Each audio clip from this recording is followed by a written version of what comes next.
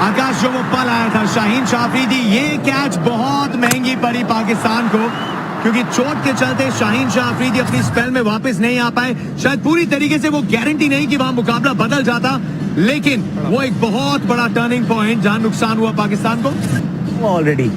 तो जो बंदा वैसे ब्रेस डाल के आपके मैच में लगातार गेंदबाजी कर रहा है, ऑलरेडी सर्जरी के बाद वापस आया है।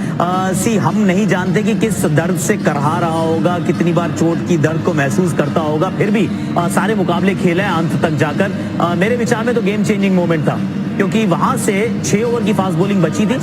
शाहीन के 2, हारिस के 2, वसीम के 2, इफ्तिकार का 1 ओवर, और वो almost game set and match था। आकाश जो वो पल आया था शाहीन शाह अफरीदी, ये कैच बहुत महंगी पड़ी पाकिस्तान को, क्योंकि चोट के चलते शाहीन शाह अफरीदी अपनी स्पेल में वापस नहीं आ पाए। शायद पूरी तरीके से वो गारंटी नहीं कि वहां मुकाबला बदल जाता, लेकिन वो एक बहुत बड़ा टर्निंग पॉइंट जहां नुकसान हुआ पाकिस्तान को ऑलरेडी। तो जो बंदा वैसे ब्रेस डाल के आपके मैच में लगातार गेंदबाजी कर रहा है, ऑलरेडी सर्जरी के बाद वापस आया है।